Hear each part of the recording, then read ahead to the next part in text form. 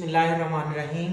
अस्सलाम वालेकुम students. 9th class आपके बायोलॉजी के चैप्टर नंबर 1 का ऑनलाइन लेक्चर नंबर 7 है बेटा, और आपका टॉपिक है द लेवल ऑफ ऑर्गेनाइजेशन।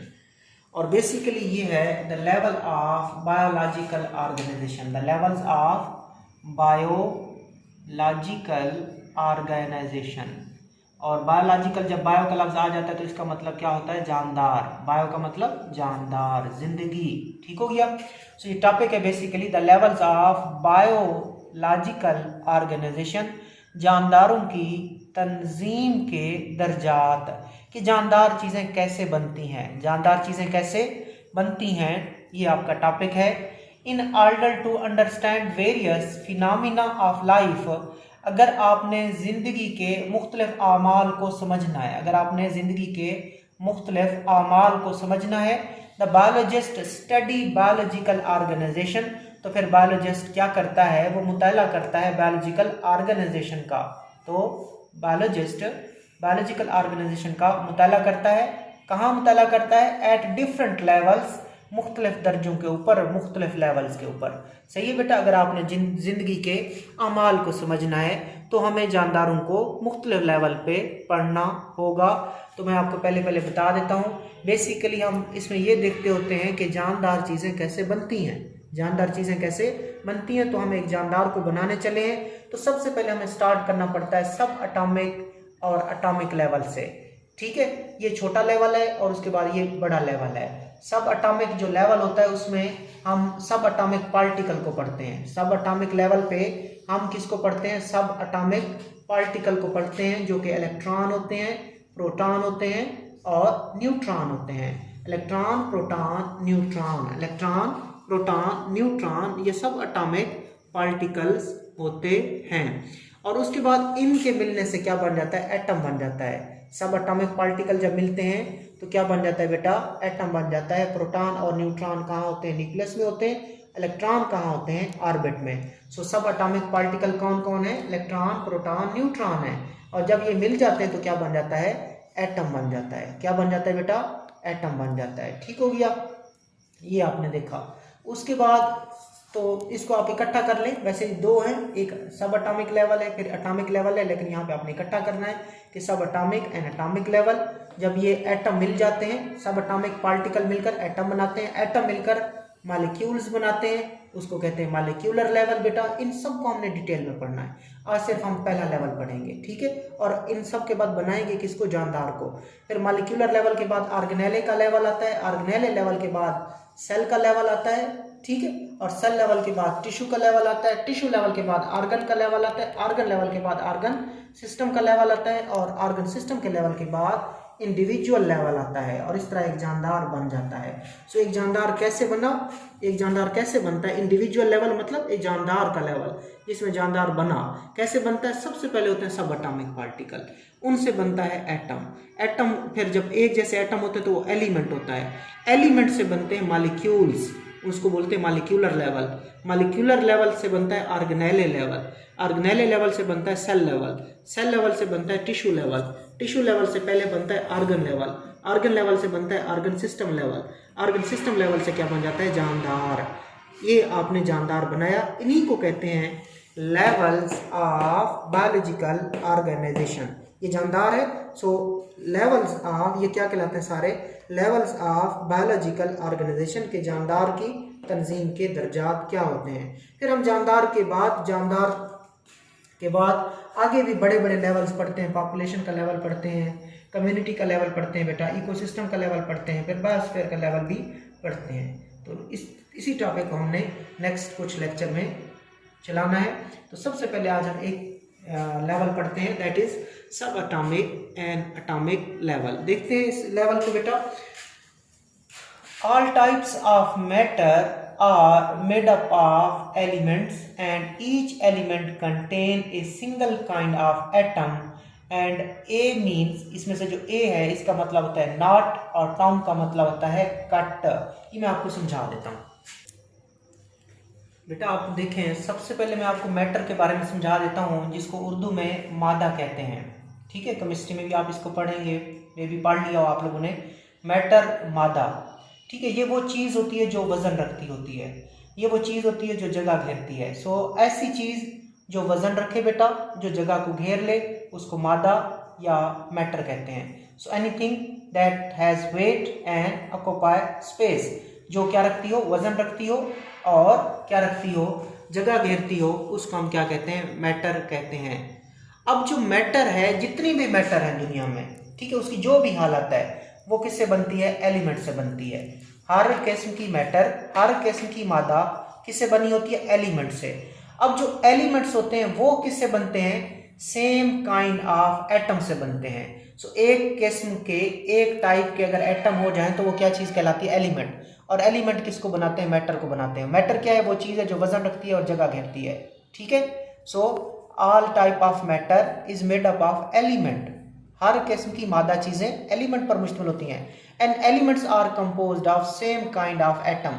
मैं कहता हूं कि कार्बन का एलिमेंट है, इसका मतलब उसमें सारे एटम किसके होंगे, कार्बन के होंगे, ठीक है बेटा। सो ये कार्बन का एलिमेंट होगा जिसमें सारे एटम कार्बन कार्बन के होंगे। सो एलिमेंट्स में एक ही किस्म के एटम होते हैं। अब हम आ गए एटम के ऊपर। एटम का जो लफ्जी मतलब बनता है ना, उसमें से दो लफ्ज हैं, एक है ए और एक है टम। ए का मतलब नॉट, टम का मतलब कट या डिवाइड। कि ए का मतलब नहीं, टम का मतलब कट, काटा नहीं जा सकता, एटम को काटा नहीं जा सकता। काटा मतलब उसको तकसीम नहीं किया जा सकता, ये इसको छोटे हिस्सों में तकसीम नहीं किया जा सकता, ये सबसे छोटा है। ये तो पुरानी तारीख है बेटा। जैसे जैसे फिर हमने तरक्की की, हमें पता चला एटम को तकसीम किया जा सकता है। एटम सबसे छोटा पार्टिकल नहीं है, ठीक है, लेकिन चूंकि ये पुराना नेम है इसलिए हम उस पुराने नाम का मतलब बता देते हैं। लेकिन अब ये इसका जो मतलब बनता है वो ठीक नहीं है। अब ये तकसीम हो सकता है, अब ये कट हो सकता है। लेकिन पुराने ज़माने में जब हमारे पास तहकीकात कम थी, चीज़ें कम थी, एविडेंसेस कम थे, तो तब हम कहते थे ये सबसे छोटा होता है, उसको तकसीम नहीं किया जा सकता। लिहाजा तब इसका नाम था एटम। ए का मतलब नॉट, टम का मतलब कट, ये तकसीम नहीं होता, कट नहीं कर सकते आप, इसको मजीद छोटा नहीं कर सकते। मगर आज जो हमें पता चला, हकीकत में हम यहाँ क्या कहेंगे, एक्चुअली हकीकत में जो एटम होता है वो उसको तकसीम किया जा सकता है, उसको काटा जा सकता है। किसके अंदर, उसको सब एटॉमिक पार्टिकल्स में तकसीम किया जा सकता है। हकीकत में लफ्जी मतलब तो ये बनता है, ए का मतलब नहीं, टम का मतलब कट, के इसको आप काट नहीं सकते, तकसीम नहीं कर सकते। मगर हकीकत में एक्चुअली एटम जो होता है वो मुश्तमिल होता है किसके ऊपर, सब एटॉमिक पार्टिकल्स के ऊपर। एटम किस पर मुश्तमिल होता है बेटा, सब एटॉमिक पार्टिकल्स पर मुश्तमिल होता है, ठीक है। और उस जो स्टेबल पार्टिकल हैं वो कौन कौन है, इलेक्ट्रॉन है, प्रोटॉन है और न्यूट्रॉन है। इलेक्ट्रॉन को इस तरह शो करते हैं, प्रोटॉन को इस तरह शो करते हैं और न्यूट्रॉन को इस तरह शो करते हैं। सो ये आपने देखा, आपने कहा हर किस्म की मादा चीजें एलिमेंट पर मुश्तमिल होती हैं और एलिमेंट के अंदर एक ही किस्म के एटम होते हैं। एक का मतलब नहीं, टर्म का मतलब कट। हकीकत में अब हमने हकीकत देखी, हकीकत में एटम जो होता है वो सब एटॉमिक पार्टिकल पर मुश्तमिल होता है, उसको तकसीम करते हैं, वो मुश्तमिल होता है सब एटॉमिक पार्टिकल पे। एंड द मोस्ट स्टेबल सब एटॉमिक पार्टिकल्स आर, जो क्याम पजीर सब एटॉमिक पार्टिकल है वो तीन है, इलेक्ट्रॉन, प्रोटॉन और न्यूट्रॉन। अब इंफॉर्मेशन है वो भी मैं आपको यहाँ बता देता हूँ। इंफॉर्मेशन में लिखा हुआ है कि जो प्रोटॉन और न्यूट्रॉन है वो न्यूक्लियस के अंदर होते हैं। ये एक एटम है बेटा और इसका एक न्यूक्लियस है। न्यूक्लियस में प्रोटॉन और न्यूट्रॉन होते हैं, जबकि ऑर्बिट शेल में, एनर्जी शेल में कौन मौजूद होते हैं, इलेक्ट्रॉन मौजूद होते हैं। तो एमसीक्यू आपको पता होना चाहिए कि प्रोटॉन और न्यूट्रॉन न्यूक्लियस में होते हैं, इलेक्ट्रॉन ऑर्बिट शेल में, एनर्जी शेल में होता है और इस तरह क्या करता है, ये उसके गिर्द घूमता है, चक्कर लगाता है, मूव करता है।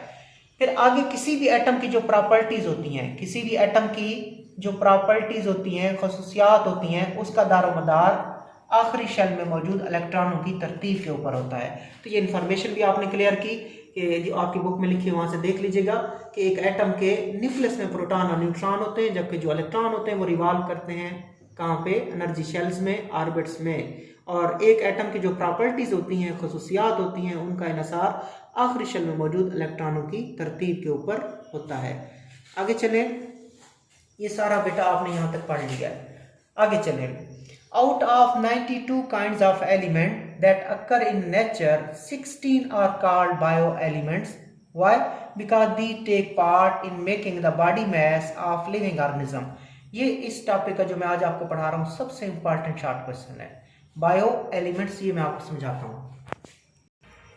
ठीक है बेटा, तो मैं दोबारा आपको बता देता हूँ, समझा देता हूँ कि मैटर मुश्तमिल होती है एलिमेंट्स के ऊपर, और एलिमेंट में एक ही किस्म के क्या पाए जाते हैं, एटम्स पाए जाते हैं।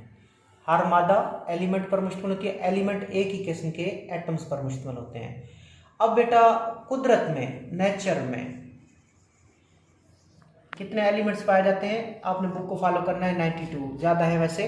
खैर नेचर में, कुदरत में 92 एलिमेंट्स पाए जाते हैं। सो टोटल अगर एलिमेंट आपसे पूछें सिर्फ एलिमेंट, तो आपने कहना है नेचर में 92 एलिमेंट्स हैं। इन 92 एलिमेंट्स में जो कहाँ पाए जाते हैं, नेचर में पाए जाते हैं। इनमें से जो 16 है, 16 है, वो कहाँ पाए जाते हैं, body mass of living organism, वो जानदारों में पाए जाते हैं और जानदारों का बॉडी मास बनाते हैं।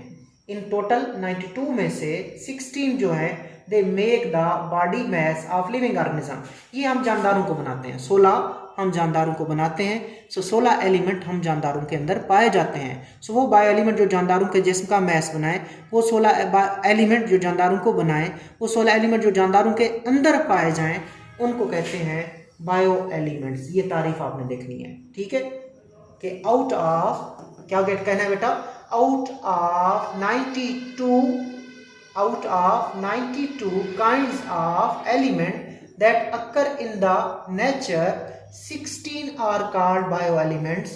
Why? Because they take part in making the body mass of living organism.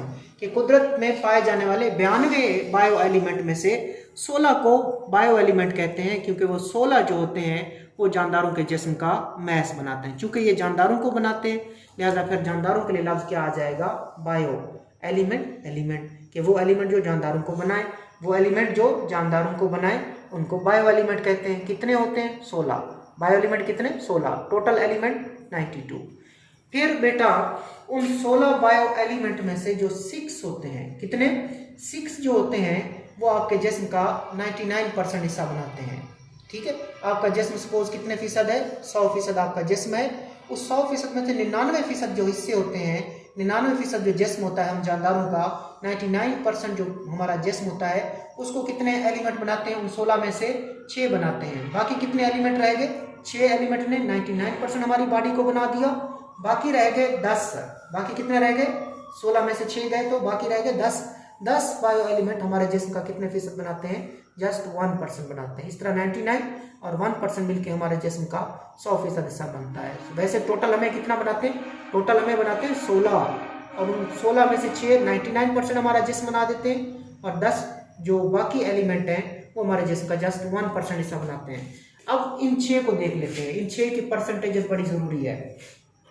एक है कार्बन, सबसे पहले बेटा आपने इस तरह फार्मूला लिखना है, ऑक्सीजन सबसे पहले, फिर कार्बन, फिर हाइड्रोजन OCH, क्या लिखना है इस तरह, ये पहला बायो एलिमेंट है, ये दूसरा है, ये तीसरा है, ये चौथा है, चौथा नाइट्रोजन है। ठीक है, उसके बाद पांचवा बेटा कैल्शियम है, पांचवा क्या है, कैल्शियम है, और छठा क्या है बेटा, छठा फास्फोरस है। ठीक है, ओ इसको क्या कहते हैं, मैंने ओ से जाहिर किया, इसका मतलब ऑक्सीजन होता है बेटा, सी का मतलब carbon, H hydrogen, N nitrogen, और 5वें नंबर पे क्या है, कैल्शियम, क्या बेटा, Ca कैल्शियम, P फास्फोरस की अलामत है। जिस तरतीब में से लिखा इसी तरह इनकी परसेंटेज है। ठीक है, सबसे ज्यादा परसेंटेज जो होती है वो ऑक्सीजन की होती है, 65%। कार्बन की कितनी होती है, कार्बन की बेटा होती है 18%। ठीक है, हाइड्रोजन की परसेंटेज होती है बेटा 10%, कितनी, 10%। नाइट्रोजन की परसेंटेज होती है बेटा 3%, कैल्शियम की परसेंटेज होती है बेटा 2%, और फास्फोरस की परसेंटेज होती है जस्ट 1%। तो ठीक है, तो ये जो 6 बायो एलिमेंट्स हैं, ये जो 6 बायो एलिमेंट्स हैं, ये हमारे जिस्म का 99% हिस्सा बनाते हैं। काउंट भी कर लेते हैं, 1 2 3 4 5 6 है, कितने बायो एलिमेंट, 6।